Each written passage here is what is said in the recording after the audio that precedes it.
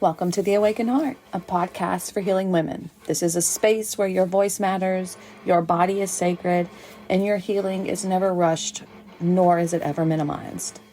I'm Autumn Moran, a licensed professional counselor, yoga instructor, and neurodivergent woman specializing in trauma and nervous system healing for high-functioning women who look successful on the outside, but feel dysregulated, exhausted, or disconnected on the inside. My work integrates trauma therapy, somatic healing, and nervous system regulation to help you move from survival mode into embodied stability, clarity, and power. If you've experienced trauma, late diagnosed neurodivergence, or chronic relational stress, and you're ready to move beyond coping and into deep healing, you're in the right place, my dear. This isn't surface level therapy. This is pattern changing, body-based, integrative work. And you don't have to do it all alone because I am here every Wednesday, sometimes Fridays if the bonus episode comes out anyways. Bonus episodes they come out on Fridays if I do have them. It's just something extra, something that comes up, some topic that's really relevant. I just like to throw it in outside of my planned episodes. All right, so here we are. You've read the title. I want you to just take a deep breath. Inhale deeply before you brace, before you prepare to just defend anything, before you think, is this going to attack men? Take a nice deep breath out. Because this is not that episode. This is about something quieter. The ways we learn to shrink, the way we learn to judge ourselves, to prioritize male comfort over our own safety. Most of us learn those things to survive. If you are a trauma-experienced woman, misogyny may not feel ideological. It may feel protective. And today I want to untangle that in a gentle way. And I'm diving in, jumping in, getting right to the point, and I want to define what is ingrained misogyny. Because misogyny is the systemic devaluing of women and femininity. Ingrained misogyny is when those messages move inside of us, not because we choose them, but because they were everywhere. It was part of our conditioning. It was part of our upbringing. It was what we heard. It was how we were taught. It was how people acted. Psychology calls this internalized oppression, when marginalized groups absorb the beliefs used against them. So, this often shows up as I'm too much, I need to be smaller, take up less space, I need to be chosen, I need to stand out, I need to be noticed, I need to be validated. If I'm agreeable, I'm safe. If he's angry, I did something wrong. And let me just take this into a non-binary sense. If they are angry, I did something wrong. It could be a she. I'm not saying this is just for heterosexual relationships. This is for they are mad. I did something wrong. Again, not bashing them. You didn't wake up one day and decide that all this is true. You didn't wake up and say, this is who I am. You learn this. Research shows that children internalize norms simply by observing what gets rewarded and punished. And taking a little side note, when you think about what children internalize simply by observing, you can tell a kid one thing ad nauseum. But if you're doing the opposite, or if you're not doing that in action, they're going to follow what you do. They're going to follow how you act. So none of this old-timey do as I say, not as I do. If that is part of your repertoire, work on that. Chuck that in the bucket. It does not belong in parenting or relationships. All right, back onto it. So if you saw women criticized for being loud, hello, I have always and forever been criticized for being loud. I've always needed to put myself in my own place. If you've seen girls mocked for ambition, even by other women, I've had other women knock me down or try to knock me down when I have big dreams. putting doubt into my head, saying passive aggressive things, because it was, right?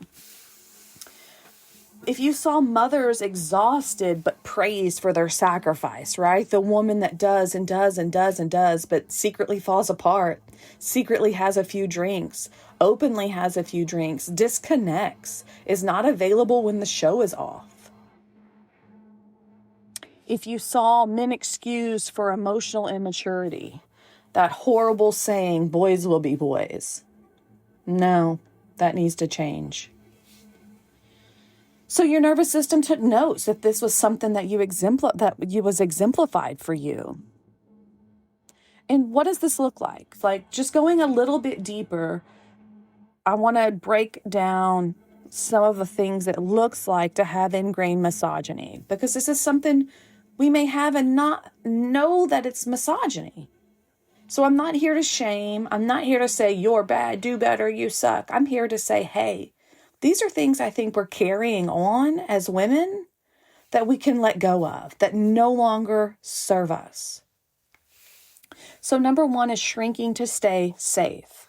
If you grew up in a home where male anger was unpredictable, you may have learned to be small, be quiet, don't escalate.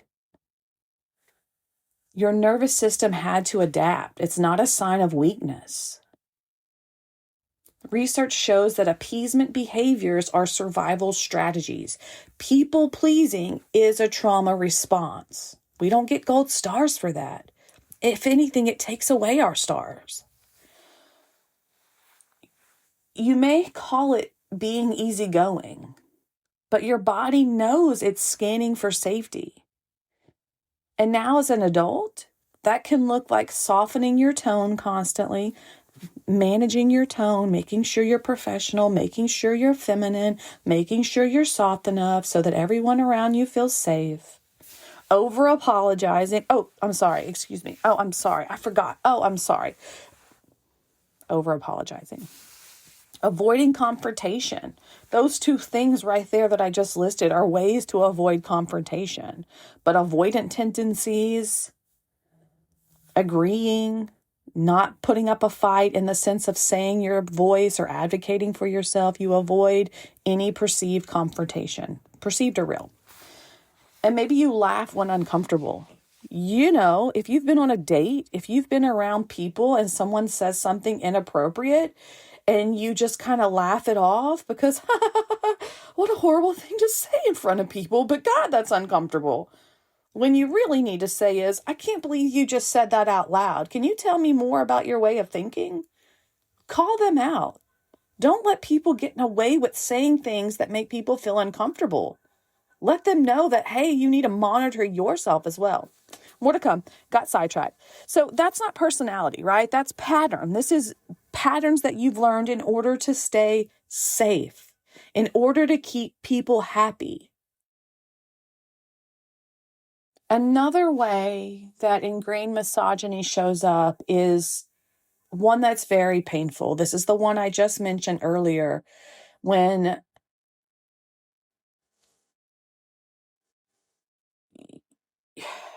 how do I say it? Competing with other women for safety, right? So if male approval was currency in your family or culture, you may have learned that being chosen equals safety. In patriarchal systems, women are often rewarded for distancing themselves from other women.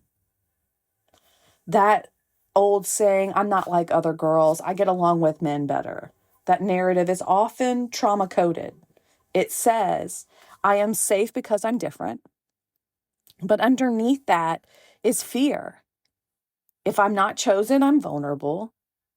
That's not cattiness, that's attachment fear. So you feel like when it comes to ingrained misogyny, when it comes to competing with other women for safety, that's when you experience, like I just mentioned a little second ago, whenever it was, when I can remember working at this nonprofit and I really looked up to the management. I really looked up to the owner. I thought they were doing something that was really noble and needed in the community. And part of me fell into the family dynamic of like, this is good. They support me. They like me. There's no competition. Because when I went into the management circle, it seemed like a good little pat me on the back, we're awesome managers type of vibe. But as soon as I decided that I wanted to pivot and go out on my own and do something that superseded, I don't even know if it superseded, but it was not what my peers were doing. I was going out on my own. I wanted to do virtual therapy. It was something that finally made me feel like I completely and absolutely and 100% love my job. All the barriers were taken away. So I had decided that's what I want to do. And one of the managers that I looked up to was so negative Nancy. You'll come back. It never works out. You won't make enough money.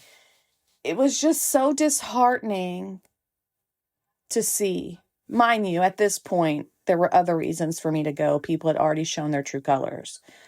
Women had already shown their true colors about how much they would have my back or support me or be part of the team, or how little they would. I was once again an outcast of the management group.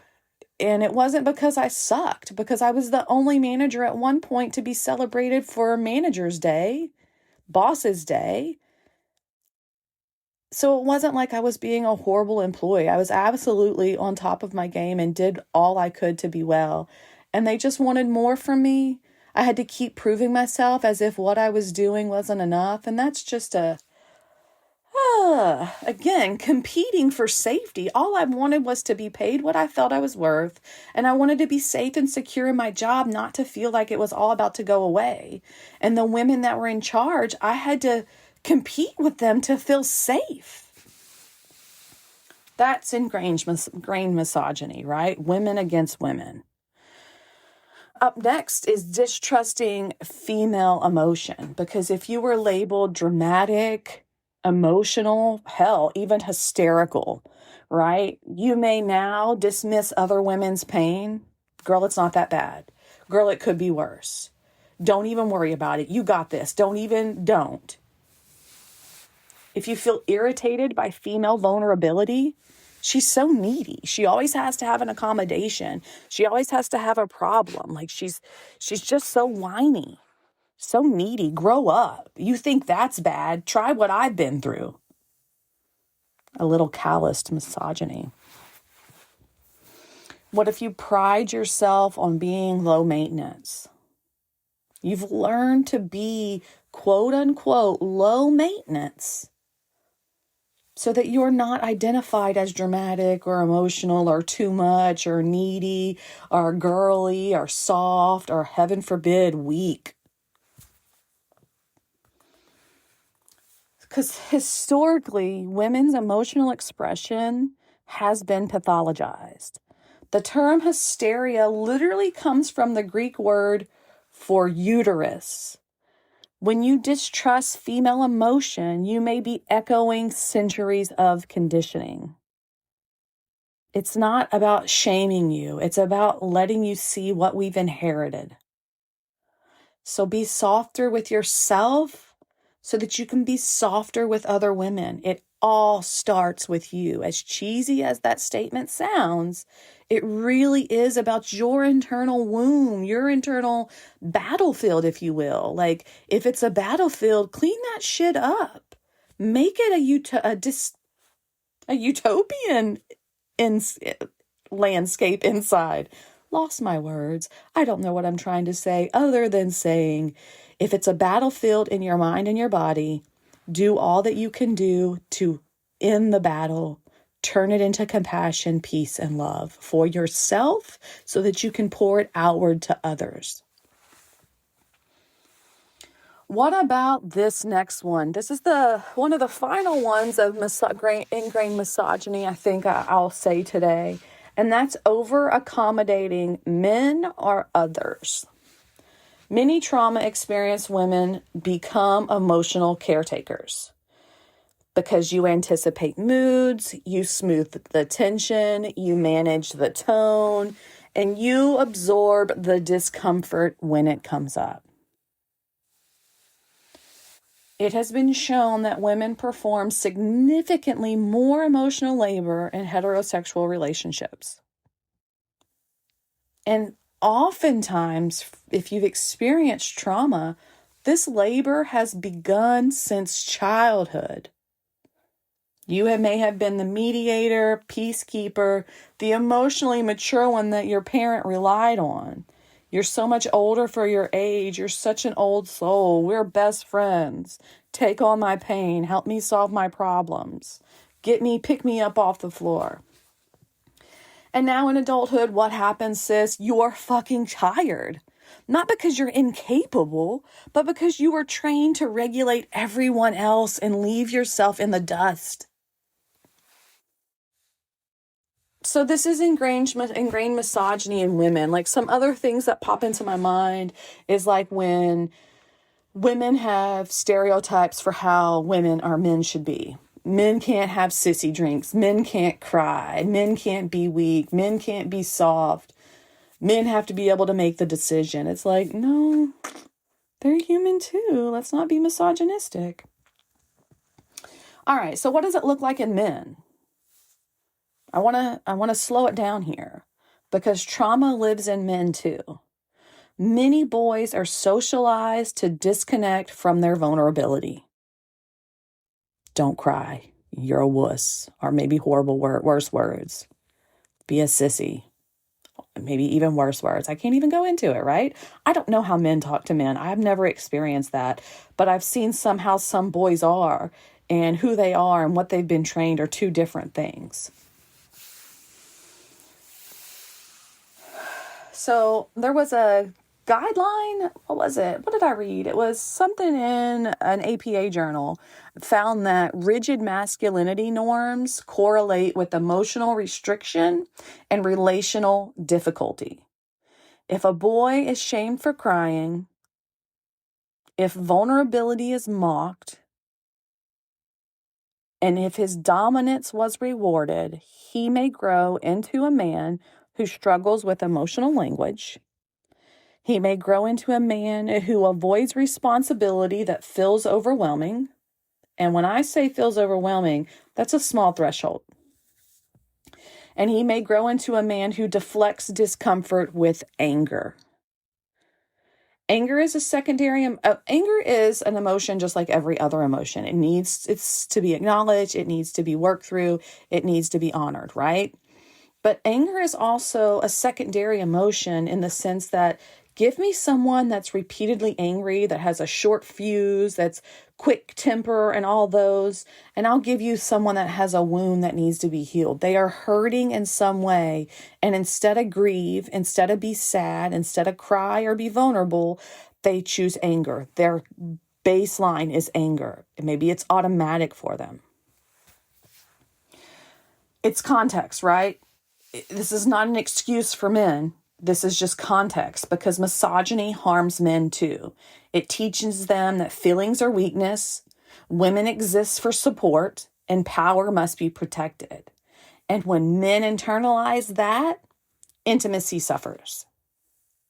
Okay, this is what I call, I didn't make this up. This is podcast lingo. This is my mid-roll time. So for lack of better terms, this is my commercial, and it's a quick one, and it's just me talking about my upcoming group. So here we go.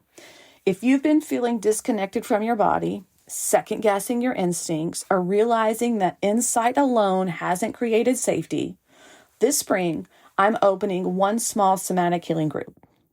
We'll meet Tuesdays from 6 to 7:30, beginning April 21st for 6 weeks. This will be led by me, therapist-led, for women ready to move from intellectual awareness into embodied self-trust.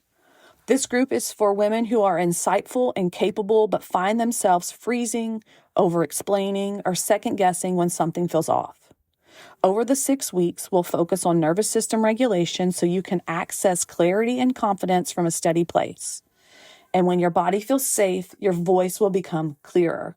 When you're regulated, advocacy doesn't feel explosive or terrifying. It will feel grounded. This is about building confidence from the inside out.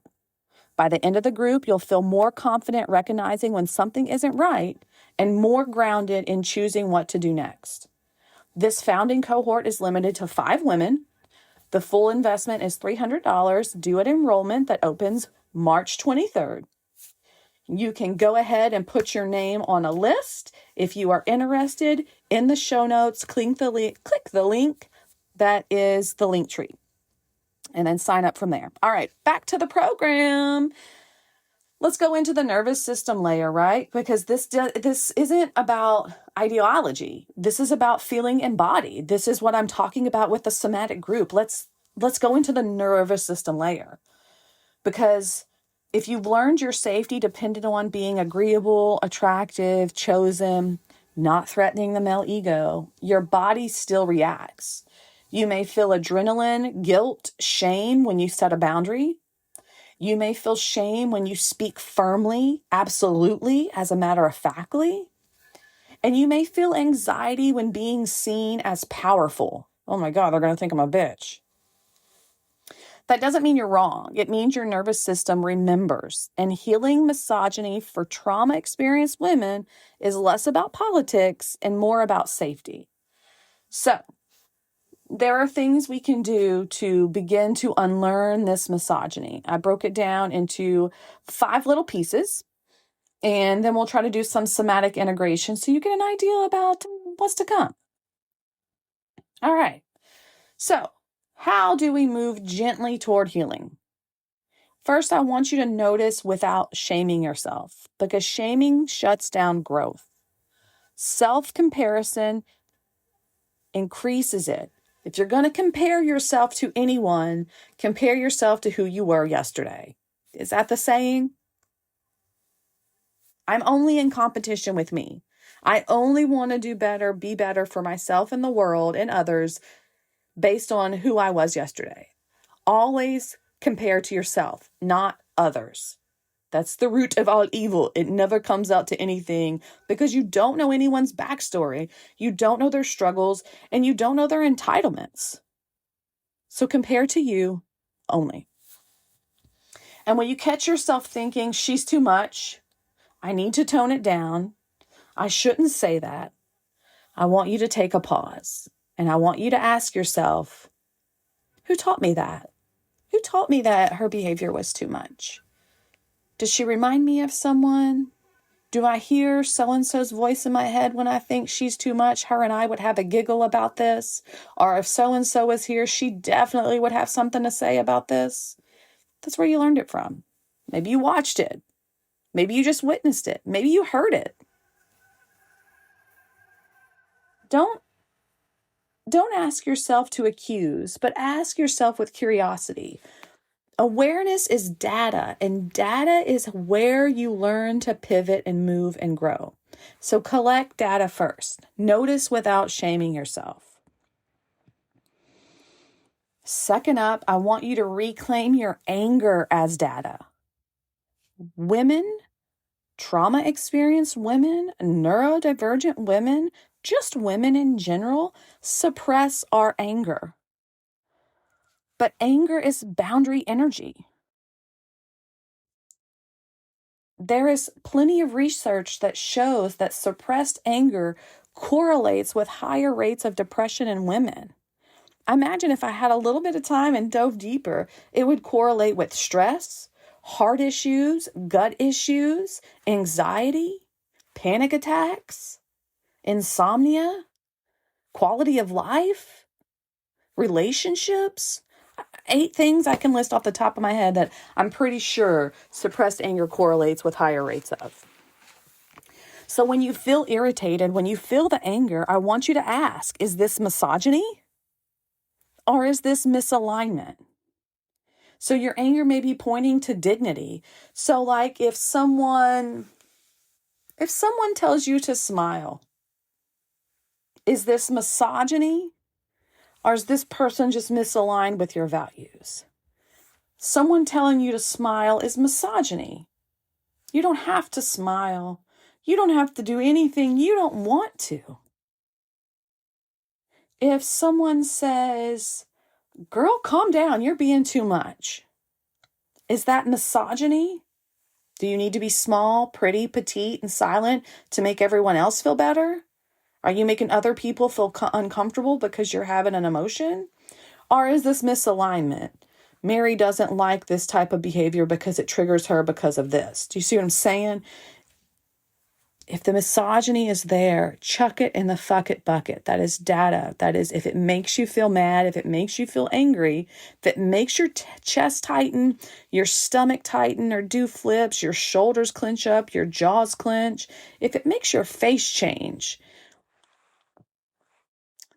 there's something going on. Listen to that. Be in tune with that.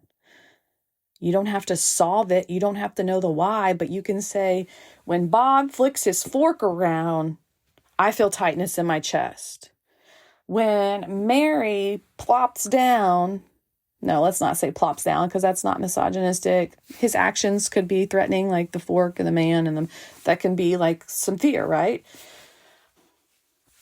I lost my train of thought. But again, just stop and ask. Like if you're having the anger, that is something that's worth noting. Because anger means something is being repressed. In a sense, right? Okay. Up next, practice female solidarity. Build relationships with women who don't compete, who don't belittle, and who don't police your expression. When you have a strong female relationship, a strong female support network, you can have lower internalized sexism and higher well-being. Community rewires conditioning. If you have friends currently in your life that are of the female nature, that belittle you, that make passive aggressive comments, that bring up their money if it makes you feel some sort of way, if you walk away from interactions with them feeling small, feeling belittled, feeling unheard, unsupported, it's time to pivot. That is data. That's not a supportive female relationship. Supportive female relationships, you will walk away from their interactions feeling supported, feeling loved, feeling energized, feeling connected. That's the goal in friendships, not just to have them, but to have real connection. So if you only have 1, 2, or 3, that's way better than 5, 7, 8, 10 of people that don't even connect, that are just surface level, that are nasty, that are just there for their own benefit. Grief comes with that. That is a sad realization because if you get rid of Mary, then maybe you won't have any friends and then you'll be all alone. So I'll just settle with Mary because I don't want to be alone. I don't know about you, but I'll say this ad nauseum. I would much rather be alone by myself and happy and not feeling like someone doesn't like me than be alone in a relationship where I feel alone when I have someone sitting right next to me, when I have someone just a phone call away but can't go deep. That loneliness sucks balls. All right.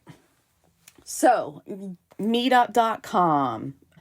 Facebook events. There is another one someone just told me about. You get together and it's a curated weekly meeting. I don't know what it was. I'd have to look in my notes. But there's another one. You kind of sit around and someone kind of coordinates it, mediates it, or whatever, prompts you what things to say, and then you kind of get together. I can't think of what it's called. Volunteering. There are ways to get out in the community. Networking groups, women's coffee dates, women's exercise dates, community exercise, community events. This is a big one. This one coming up is a big one. Simple, not easy. Decenter being chosen. This is often said like decentering men from your life. This is deep work. I want you to ask, if I wasn't trying to be chosen, what would I choose? I want you to ask yourself that and be real with yourself. Take some solid time with this question. If I wasn't trying to be chosen, what would I choose? Who would I be? How would I show up? And finally, if you can in any way, teach the next generation differently. If you are raising sons, if you have nephews, if you have young boys in your life, normalize tears, normalize repair after rupture, and normalize consent on all levels. If you are raising daughters, if you are around nieces or have little girls in your life, normalize voice, normalize anger, and please normalize ambition, because healing misogyny is intergenerational. This gets passed down without us even knowing it, and we need to undo it. All right, so let's do a little somatic exercise. Take a breath in and out. Take a few breaths. Wiggle, shake, jiggle, kind of get comfy. We're coming to a spot where we're going to do some breathing. So if you're in a place that you can sit comfortably or sit still or take a beat, please do. If you have to continue on what you're doing, then please stay aware, but try to relax as much as possible. If your hands are available, one hand on your chest, and I want you to inhale deeply. Let that chest rise. Let that belly rise. And I want you to say quietly to yourself, I do not have to shrink to be safe. And then exhale. Say to yourself, being feminine is not a liability. And notice what your body does. Does it tighten anywhere when you say that being feminine is not a liability? Being feminine is not a sign of weakness. Being feminine is not a failure. So inhale. What do you feel when you think, I do not have to shrink to be safe? Let it out. Being feminine is not a liability. If anything comes up, any tightness, any doubt, that's old protection. Just simply thank it for serving you and let it know that we're going to soften slowly and let it go, that it no longer serves you. Thank you and goodbye. Inhale, I do not have to shrink to be safe. Any thoughts of shrinking, please exhale them out. Goodbye. I'm allowed to take up space. Inhale deeply. Say to yourself, being feminine is not a bad thing. Exhale out any doubt. It no longer serves me to be masculine and aggressive. I'm okay to soften and be gentle and compassionate and to slow down. Take a nice deep inhale. A slow, steady exhale.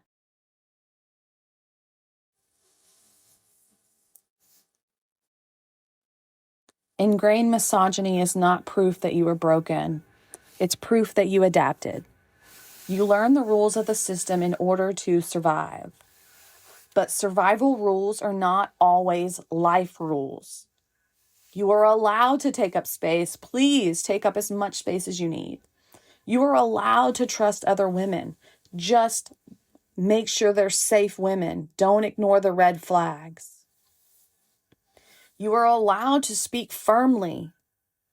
You are allowed to be sure of yourself. And you are allowed to stop managing male comfort. I know this is simple, not easy, but you're allowed to not cater to others in the sense of doing for them, enabling them, keeping them safe, making sure they're not upset, wiping their own ass for them. And you can unlearn all of this very slowly, very gently, in community, not perfectly, but very much intentionally. If this episode resonated with you, the best way to support this podcast is to follow it, leave a review, or share it with a woman who needs to hear it. This helps this work reach more women who are quietly healing, solo or in a group. And if you're ready to deeper support, I'm opening a small somatic healing group this spring. Just like I said in the mid-reel, 5 women, 6 weeks, 90 minutes weekly. This group is for women who are insightful and self-aware, but still feel disconnected from their bodies. If you've ever ignored hunger, overridden exhaustion, stayed in situations that didn't feel right, or second-guessed your instincts, this space is for you. Over the 6 weeks, we'll gently work with the nervous system regulation, boundary awareness, and rebuilding self-trust so you can recognize when something isn't right and respond with steadiness instead of fear. This will be led by me, therapist-led.